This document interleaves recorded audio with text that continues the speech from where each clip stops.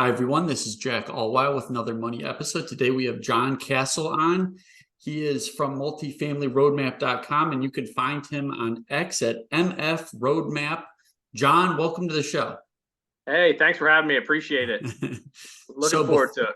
Yeah, heard about this combo deal you got, a 5-unit and a mobile home park. And before we get to the details of that deal, I'd like to start out just by asking you your relationship with money growing up and maybe walk us through I was looking on your website. It looked like you discovered Rich Dad, Poor Dad in 2016. So maybe go from how you started and then walk us through 2016. Yep. So growing up, I had two parents that, did the normal work, the 9-to-5 job. They did that for, their whole lives and then retired around 65-ish. Whenever they could. So I grew up stable household, pretty good income, nothing crazy. I would say we were probably the middle class, but basically what they had taught me about money is they always used to say money doesn't grow on trees. So they basically instilled in me that the harder you work, the more money you make. I've come to kind of, go against that, I should say. But yeah, watched them for years and years work hard at their jobs. And then both at different times ended up getting laid off from nothing their own doing. So, that kind of always stuck with me, seeing them work hard, put in extra hours, and then, nothing they could really do about it, and they lost their job anyway. But they both ended up retiring a couple years ago, both around the age of 65. So, they took the normal path, and I always had an idea in the back of my head just by watching them and just thinking that, it didn't make sense. There had to be something more to it than working all those years and then doing the fun things that you want to do. Around 2016 is what I believe. I stumbled upon the book Rich Dad, Poor Dad. I wish I remember how I stumbled upon that. I don't know if someone gave it to me or what. But I remember sitting in the laundromat now down by our house. Was just doing some laundry and was reading that book, and I was able to read it in like 2 or 3 hours. It's a really short book, but it kind of put everything into perspective that I'd always kind of thought in my brain, that something was up with the money and that there was a different way. And so that kind of got me, onto real estate, and then kind of went from there. So started digging in more, and then, we are where we are today. So. Gotcha. So going back to your parents, actually, so when they got fired, did you notice a change in their demeanor?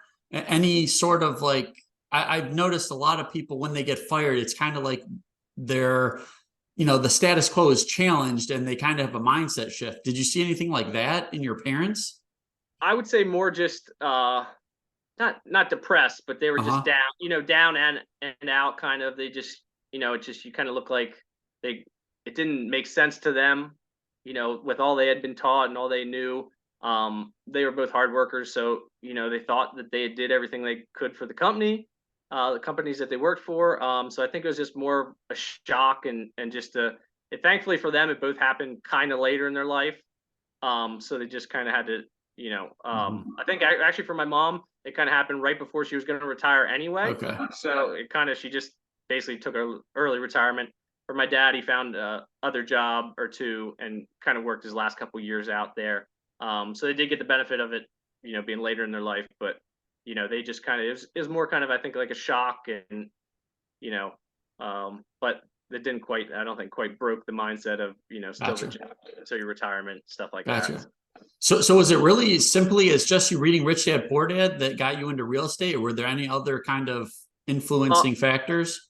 Yeah, I mean, that was the big thing. It kind of basically broke, my mindset or changed my mindset. There's another way out there. But the book focuses on real estate. I mean, it's more of like a motivational book, I would say. So I don't really remember a whole lot of specifics in it. But just that it kind of pushed me towards real estate as being a good way to do that. So I started researching. I got on, stumbled upon BiggerPockets.com, started reading as many articles I could, download as many podcasts as I could from that space, and just kind of went from there. Spent probably 6 months kind of just building a knowledge base and learning as much as I could before I finally was ready to kind of jump into a property. Gotcha. So before we dive into this deal you have here, it looked like you have 40 plus multifamily units. Now, is that like 40 plus doors, or is that like Okay. Yeah, so like I own mostly smaller multifamily, like bigger buildings that have been cut up into 3, 4, 5 units. But I also have the mobile home park, which we'll touch on. So Gotcha. count the lots there. So doors and lots Uh-huh. combined is how I look at it. So Gotcha. And just to give the listeners a feel, what areas are these in? so I'm in Pennsylvania. Most of it's kind of south central-ish. So my main area that I focus on is York, PA, Harrisburg, PA, Lancaster. They're all near each other. So that's my main circle. But I expanded and I've looked outside of PA and a little bit in Maryland as well. But that's where most of my deals have landed. Gotcha. So, And so it's kind of nice. and It's right in your uh-huh. home. So Gotcha. So that was my next question. So are you managing these yourself, or do you no, have property I have managers? third party property management company. I know when I first was starting to research, that was everybody recommended. They start like so many people had recommended doing that because they had started managing themselves, and it just became it's an extra job that you don't need. I had a full-time job at the time. Eventually had I have 2 kids now, and a wife, 2 dogs. So I got a busy life.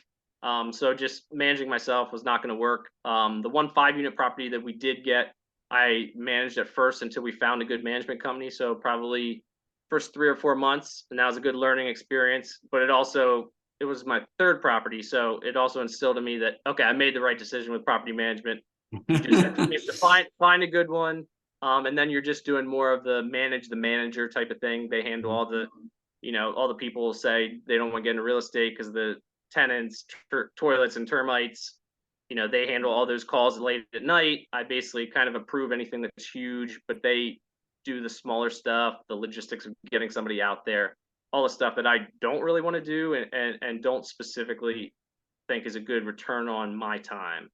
Gotcha. Have you found any good tricks or ways to interview potential property managers? Um, yeah, I don't know if I have any good tips off the top of my head. The best way I've kind of found is I've worked with them, but I got them through referrals. So all the ones that I've had, I have a couple of them.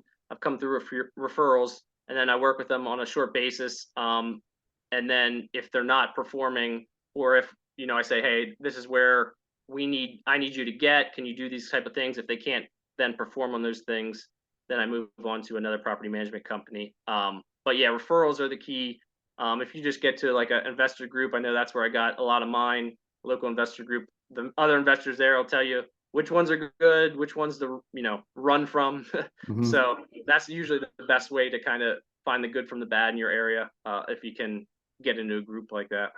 Awesome. Okay, so let's get into it. So it's 5-unit plus a mobile home park. Why don't you tell us, how you found it, how you Yep. financed it, all that. Yeah. Okay. Yeah, we'll start digging in, and if there's anything that you want to Sure. go into further, we can do that. So I said I started on BiggerPockets.com, so I reached out to other investors on there in my area, and the guy that I linked up with probably 2 years before this deal or so. We had went to just caught up at lunch, met each other, said what we were doing, kind of talked a little bit, and then he got me into his real estate meetup group.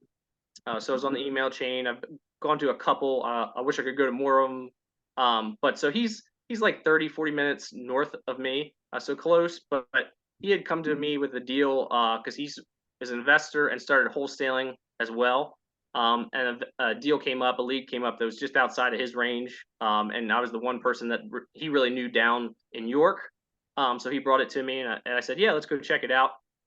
So the deal was just a 5-unit property, kind of old rundown. The landlord was an older landlord.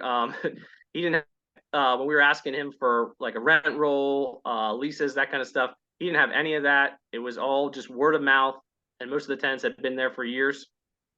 So we're looking at the property. It looked like it could be a potentially decent deal. I was probably going to throw out a lower ball offer to him and just see if he would take it. I mean, all the rents for this property were at like 400, 425 a month.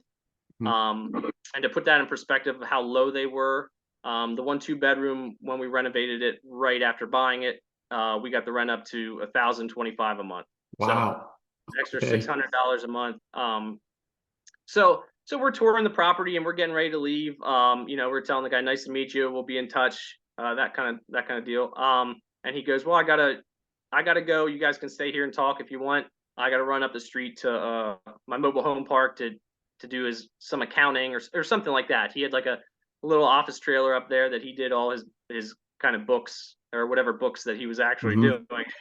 And I'm like, oh, you got a mobile home park. I was like, are you interested in selling that? He's like, no, I think I'm gonna hang on to that. I like that one. But it was literally 30 seconds up the street. He's like, if you want to come up and just check it out, feel free to check it out. So we did, and I talked with Kyle, who was the other investor and wholesaler that brought me the deal. And I'm like, man, I really think offering on both of them, I could get an amazing deal. Kind of give him what he wants on the 5 unit or a little bit closer to what he wants, but then get a great deal in the mobile home park. So that was kind of the plan. The wrench in that plan was I was leaving like 2 days later for the beach. So I'm heading to the beach. My wife's driving, and I'm literally have a napkin that she has in her car, and I'm trying to pencil out numbers that he gave me, from his memory, for the mobile home park, to try to come up with some valuation. So I came up with the best valuation I could, back of the napkin. And Kyle was actually able to negotiate the deal for me while I was on vacation. So we got an agreed upon price. I think I told him I just wanted 550 and below for the price. So anything he could negotiate me under that was good in my book. So he called me. We had just got back from the beach that day, probably like 7 o'clock at night. And he called me and said he agreed to a price of 462. So wow. Now, sorry to stop you. So so we got an old landlord for the 5 units. What did he originally want for them? I think he was like I think he was looking for like 180, 200,000. But some other people, he had other people there offered, and I think he was getting more offers in the 150 range-ish, and I think that's kind of where he wanted to settle on. So when we sent him the offer, we basically said we'll give you 152 for the 5 unit to get kind of what you want, and then the other 310, I guess it would be, was the mobile home park price. So now, can we dig into the mobile home part a little bit? How many lots are in this mobile home park? There's 27 lots. Didn't own any of the buildings, so that's kind of from my research, that's the best way to do it, and it's been great for us. So we didn't own any of the units. All we really owned was there was an old camper sitting there that he used for his like little office. So that was all we owned. And all the rents were all around, some of them varied, but probably anywhere from 150 to 250 a month for the lot rent. Neighboring mobile home parks, which were nicer. This wasn't the nicest one in the area. Were like 450, 500 plus paying for utilities. This was significantly lower than anything else in the area. So, and what about water for this park? Unfortunately, both of them, which was like one of the things that I was kind of hesitant about with the 5 unit, they're both septic and well, which I tend to try to stay away from. But these deals were just, it was too good to, not jump on them. So, in terms of going through inspections, did you have like a septic specialist come out, or how does that kind of look? We did a well and septic inspection on the system. So they inspect the system, and then so that's basically all it was at the mobile home park. At the 5 unit, we did the traditional building inspection, then the well and septic down there as well. So it's just basically a smaller additional cost there. But we wanted to get those checked to make sure, we weren't running into any, couple, $30,000 issue right up front or anything like that. So. So you settled on 462. How did you go about financing that? We actually financed it through a commercial lender, local one that I had been working with. I had actually refinanced my previous 5 unit with them, and it was real easy. Local guy. They just basically look at the numbers. All I really have to provide them is a tax return for the last 2 years, the numbers for the property. And then they approve basically based on the numbers for the property and that. So I'm not sending them a bunch of paychecks. I'm not updating that all the time, sending them, 800 other different forms. So it's really nice. But we got a commercial loan on that. So it was 75% loan to value, 20-year, 5-year fixed. And when we bought it basically it was closed, ended December 2021. It was we were right around 4% for the loan. Okay. So, And was that, were they able to bundle the 5 unit and the mobile home park in one loan, or are they separate? they could have, but he said what we did was we got two separate loans for it. Okay. So we went by the purchase prices we used. But he said just in case you want to down the So, road sell just the 5 unit yep. or sell just the mobile home park, it makes it a lot easier to do that. So we just split it up, and the process wasn't any harder. He just basically at closing there was double, Yep. twice the papers assigned. So Gotcha. Okay. And in terms of, so you said a lot of the market rents for a mobile home park like that were renting like almost double, it sounded like, or like in the 400. yeah. So have you been slowly increasing the rents, or how does that look? Yeah, for the mobile home park, we've been slowly increasing them. So I said we basically took it over January Mhm. 2022 was our first full month. And then the numbers for September were basically right around 375, 400 for all of them. Okay. So we basically doubled them in a year and 9 months, essentially. So, Awesome. but we did it slow over time. And what we like to do, we don't like to just go in and jack the rents up. It's not fair to the tenants. Mhm.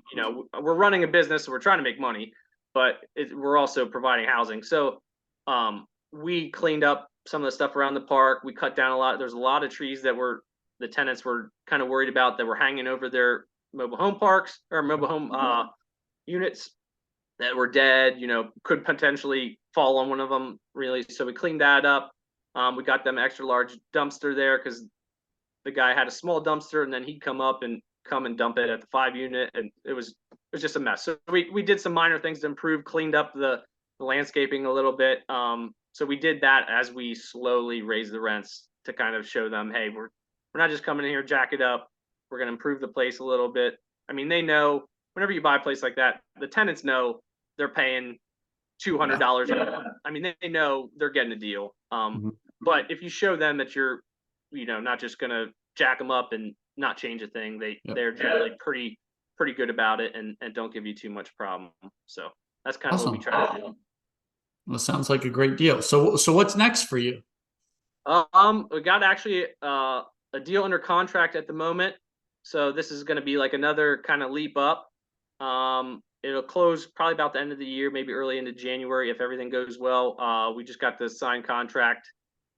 We had a verbal, but we're buying an old office building that was an old bank office building, 80,000 square foot, and we're going to convert that into 70, 80 apartments. So Wow. it'll be a big lift. Partnering with somebody. My background's more in the multifamily. I buy stuff that's already kind of going, just renovate the units. So you're not doing this is going to be more of like a kind of ground up thing because it's just a conversion. But thankfully, it's just this huge box, so it'll be easy to kind of wall everything off. It won't be too insane, but I partnered with somebody that has more of a ground up background, has a construction company. So that's kind of the next project. Awesome. That should be interesting because it'll be a decent money raise and a bigger load to carry than done so far. So Awesome. Well, I'm sure the listeners would love to have you back on to hear about that deal. yeah, I can. I'll be definitely posting updates on that, on my Twitter page, and so people can see the start to the end of that because it should be a pretty cool project. But yeah, love to be back on when that thing's done and moving along. Yeah. So John, as we're winding down, I like to ask everyone, what's the best and worst personal finance advice you've either heard or received? Yeah, I think the one that came to mind, it kind of builds off the story of the first one. That they're safe, that having a job is the safest you can be. I've obviously seen that with my parents, and my philosophy has been to build out other streams of income. So it's like if you're building out the multifamily, you start building up a side income. If you lose your job, you're not at zero. But any company, the companies don't, for the most part, don't have any sort of have your back. If the numbers mean they got to cut you off, lay off a department, they're going to do it and not really feel too bad about it. Your manager might, but you could be going tomorrow and then you're going from whatever your salary was to zero income. You're not going from, you're not cutting it in half. You're going straight to zero, and you know, if you have a family, you got responsibilities like a house and stuff like that, you know, it can be bad. So, you know, the job isn't the safest thing in the world that everybody makes it out to be. Um, and I think the best piece of advice I got was buying assets that make money while you're sleeping. So buy things, you know, it comes from basically the rich dad, but buy things where the income's coming in, whether or not you're putting in that much effort that week. So the money's going to come in, you know, whether you put in 10 hours, put in 2 hours, you know, that's kind of the best piece of advice I got. And I'm glad I did, because, you know, now I built up a significant side income via multifamily. So, you know, it changed my life. And, you know, I try to get people to get in and do that same thing. But yeah. Awesome. Well, John, why don't you tell the listeners where they can go find out more about you or enroll? And I saw you have some cool stuff on your website. Why don't you tell us a little bit about that? Yeah, on the website, you know, I have some articles up there. But you know, I try to help people get into multifamily investing. So I kind of help people either get started, or if you got 1 or 2 properties, I try to help you scale as well. So taking, you know, 1 to 2 properties to 20 units, 30 units. Try to help people in that process as well. So if you want to learn, just go to my Twitter page. That probably has the best information. I try to provide a lot of valuable free content, and then just offer that coaching on the side for people that want to go faster, essentially. Because I learned on my own, learned from my mistakes. Each property, I kind of learned a couple things, applied it to the next, and kind of perfected that. But it took me longer than I could have gone if I had somebody help me along the way. But I understand I did it, so I understand people want to do that. So I try to offer free and great content that can get you to where you want to be if you're willing to put in the work and do it. But then also offer to help people, you know, get there faster. So awesome. I would say my Twitter page is probably the best thing, but my website is good as well. So MultiFamily RoadMap.com, and then, like you said, MF RoadMap on Twitter. So awesome, John. Well, appreciate you coming on, and I think the listeners got a lot of value out of this. So yeah, I appreciate you having me. I appreciate reaching out and doing this. This was cool. So I enjoy it, and maybe come back on sometime. awesome.